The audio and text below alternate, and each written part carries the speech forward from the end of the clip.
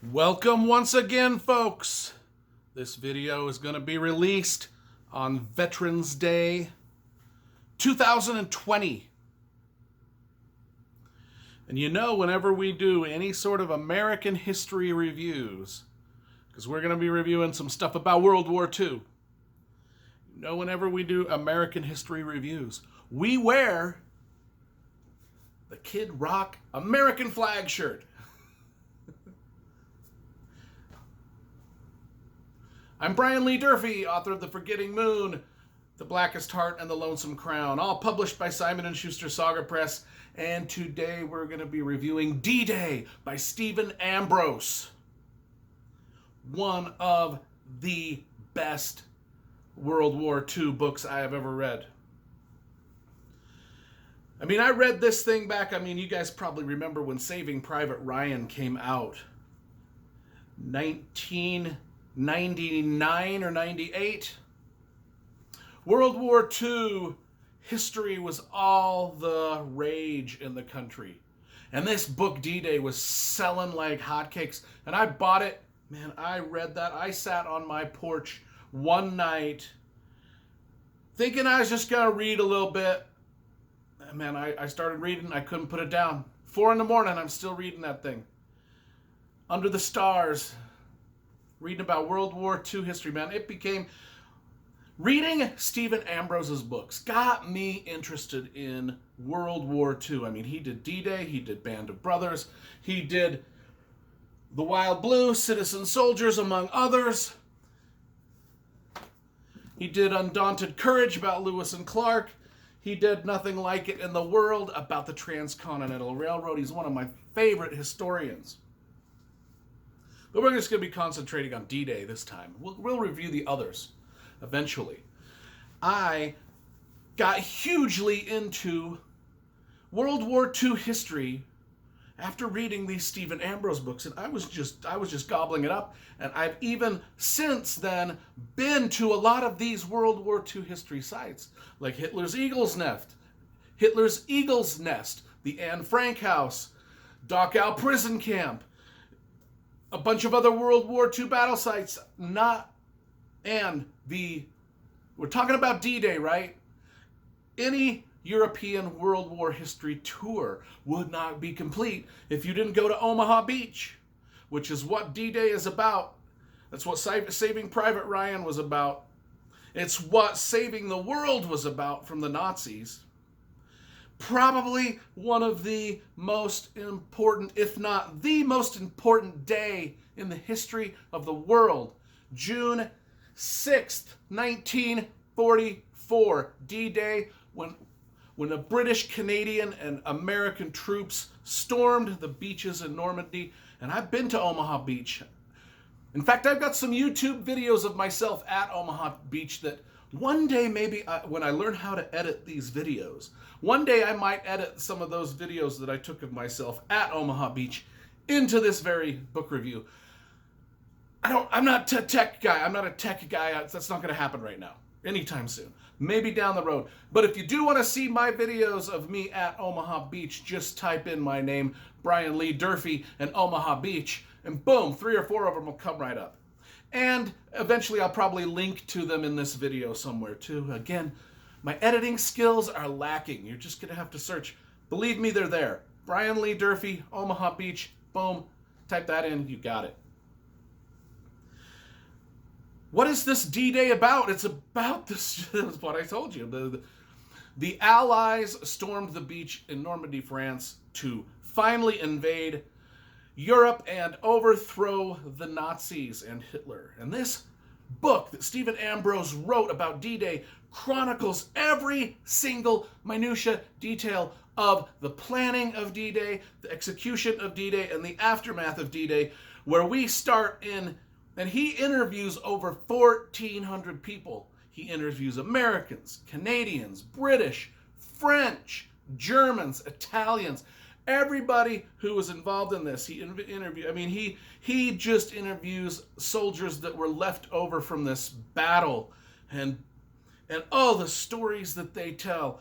The stories they tell of the planning of the battle, and we get the planning of the battle through Churchill, through Eisenhower. Even on Hitler's side, we got Rommel. We've got all the Hitler ranking officials in the army that are trying to figure out we know the invasion's coming. Where's it going to come? Where is it going to come? Where along the coast of France are they going to invade?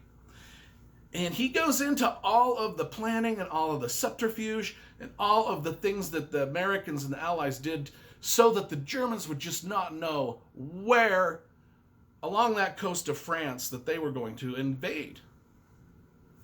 And then the invasion happens. And the thing that's great about this book is everybody involved. There was no question of right or wrong. There was no question that the Nazis need to be defeated if the world was going to be a good place to live in or a bad place to live in.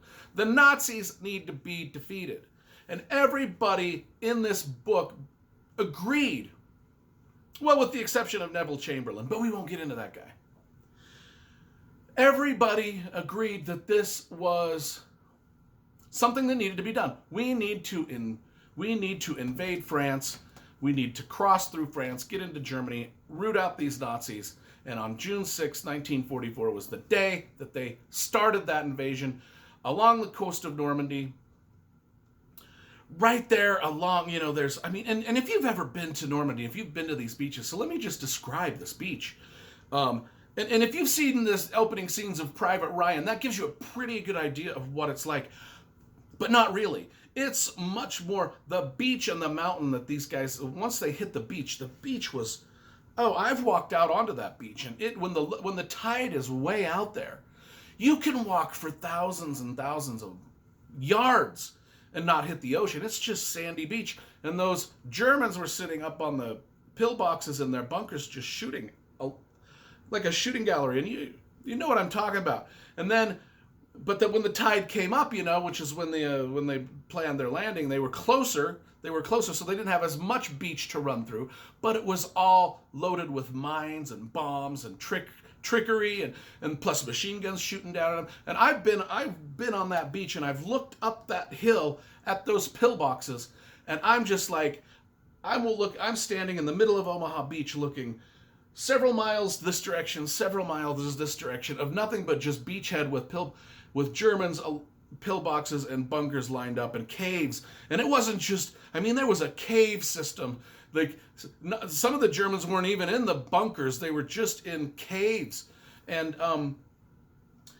it's daunting. You're like, if I had to storm that hill, and it's a lot bigger than what it looks like in the movie Saving Private Ryan, and it's much more dense with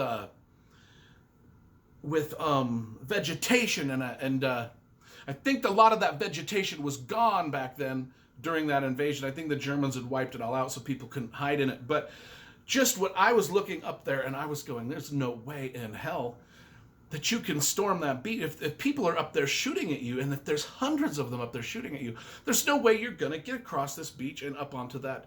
And Stephen Ambrose details every minute by minute, second by second of that invasion of when those ships, the ships put off the little things and they brought the soldiers to shore, and the gates opened and the soldiers had to pour out and just spread out across the beach and somehow get up onto those hills and kill those Germans. And he details second by second for eyewitness accounts of what happened. And it's bloody horror. It is terrifying. It's a nightmare. It is, I don't get scared by scary movies. Stephen King novels don't scare me. This book, just like the movie Saving Private Ryan, that scared me to death. This book scared me silly. Reading about this horror show that these soldiers had to go through when they hit Omaha Beach. The beach was supposed to be cleared out by the night before. The airplanes were supposed to come over and bomb that beach and get rid of all those German bunkers, but they missed. They overshot and bombed the land behind, so the Germans were still there. And the American soldiers didn't know it, and I'm telling you, you get onto that beach and you look at what they were having to deal with, and you're just like, oh my gosh. And this book takes you, if you can't ever go to Omaha Beach, at least watch Saving Private Ryan. And you must read this for sure. When I was at Omaha Beach, they've got a cemetery up there, and it's got a white cross for every soldier that died there. And I remember I was with someone who was a staff sergeant in the Army. That was my travel partner. And she was walking through, and she's been in war. She's been in the Iraq War and stuff. And she walked through that thing, and she was just bawling. And I was like, what is, it's emotional for me too. But she's just bawling, and I'm like, and she's like, well, look at how young they were. They were just kids. They were just babies. And every one of them, 18, all of the dead, 18, 19, 20 years old. They were just kids. They were just kids that were asked to do this. And it really puts it in, because I remember when I was that age, just out of high school, would I have had the courage to grab a rifle and run up onto a beach? I don't know. But that's and hundreds, just the sacrifice, the bravery, the noble sacrifice. And you won't get an appreciation for any of this if you do not study history. If you do not read books like D-Day or other books that are about World War II, if you don't read these things and study them, go to some of these places in the world where these battles took place. Stand on the ground. If you don't do that, if you don't get a chance to do that in person, at least read the books and watch the movies, because you need to understand what other humans have done in the past to ensure our future as a human race without living under tyranny of Nazis and other things like that. That's what this book is about. Every one of these guys that fought knew what he was fighting for. And like I said at the beginning of this video, every one involved in this invasion believed in it 100%. There were no detractors. Everybody was on board. And they knew they were going to die. They knew that they were going to fight a Nazi army that had crushed Russia, France. They'd crushed everything. And they knew that the Nazi army might crush them and they might not win this war. But yet they went into it and did it, believing in it. There was no backstabbing, backfighting. There was no political nonsense. There was some leading up to the invasion somewhat in America, but the boots on the ground, they were into it 100%. Those allies, those soldiers, British, Canadian, American soldiers that stormed the beaches of Normandy, they were in it. They did it. They saved the world from Adolf Hitler and all of his evil henchmen. And if you go to these places now and visit them, the weight of the moment, you can feel it. They are hallowed ground, in my opinion. And I was honored to be there to see where they were that they sacrificed their lives in Omaha Beach. And then I was honored to visit other World War II sites along the way as they invaded into Germany, as they freed the Dachau prison camp among other prison camps, as they took Hitler's Eagle's Nest at the top of the Alps. Been to those places, man, and it is powerful, powerful stuff. And if you can't get there in person, read these books and it'll take you close. It'll take you close. D-Day by Stephen Ambrose. It is a book about the single most important day on this planet. And you've got to read it. You've got to read it. You've got to read about those men's sacrifice. And once you do read it, every little thing in your life that you complain about, that you whinge and moan and piss and moan about right now, all of the things that irritate you about politics, all of the things that you argue with your friends online about, or you argue with the Democrats and Republicans and the left and the right, you argue about the silliest things. And it puts it all in perspective when you realize that back in the day, man, there were real fucking men that did real fucking hard things. And the people we got now are a bunch of pussies. On both sides. I ain't picking a side here. All of the spectrum, you know. We got to honor our military. Veterans Day. Honor the military. That's where the honor in our country is. You know, and I ain't ashamed to be a patriot. I ain't ashamed to love the country that I was born and raised in. And to honor the guys that fought for my freedom and the freedom of the rest of the world. And I think everybody watching my video agrees. I think you really do. I'm not saying that other countries out there aren't as good as America. I've been to Germany now. I've been to France now. They're lovely places. I could easily live there. They are great. Germany is fantastic now. When I was in Germany, I was thinking back as I was visiting these World War II sites. I'm in Germany and I'm like, oh my gosh, look how beautiful and magnificent this place is. Just 50, 60, 70 years ago, it was a war zone. How is that possible? How is that possible that Adolf Hitler took this beautiful country and this beautiful Europe and almost wrecked it? How could that be? I mean, how could that be? But look at what they've done. They've rebuilt.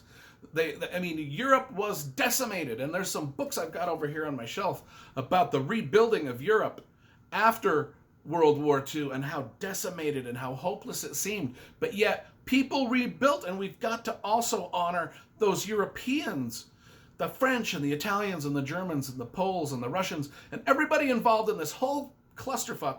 We gotta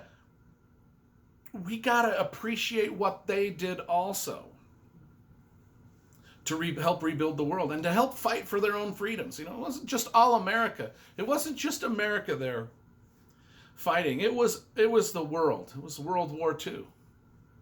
You know, and then we've got the battle on the Pacific too with the Japanese, and so I mean, it was a crazy time. It's a crazy time. I feel lucky to be alive. If you've watched some of my self-help inspirational videos, you know my theory on just how lucky we are to live on this planet when we live on this planet. You know, we've been through an election, Trump versus Biden. It's only a couple weeks after the election. Everybody is spun up. Everybody up on both sides is just spun out of control. Spun up, accusing everybody of everything else. The left hates this. The right hates that. Everybody hates each other. I won't be your friend if you voted for Trump. I think you're whatever if you voted for Biden. I have lived on this planet quite a while. I have lived through a lot of presidents, both Republican, Democrat, and I'm going to tell you right now, folks, my life has been awesome through all of them. Living in this country has been awesome, Democrat or Republican. Just has. And I have voted for both Democrat and Republican in various presidential elections. So I ain't scared. Whoever the president is, I ain't scared. But I do honor our veterans. I do honor the men that fought in D-Day. And I hope this is one of my longer videos. I hope you appreciate what I'm talking about, and I hope you do pick up some of these books. D-Day, Band of Brothers. If you want to watch the HBO series, bingo. If you want to watch Saving Private Ryan, bingo. Do it. I give D-Day a solid 10 out of 10, man.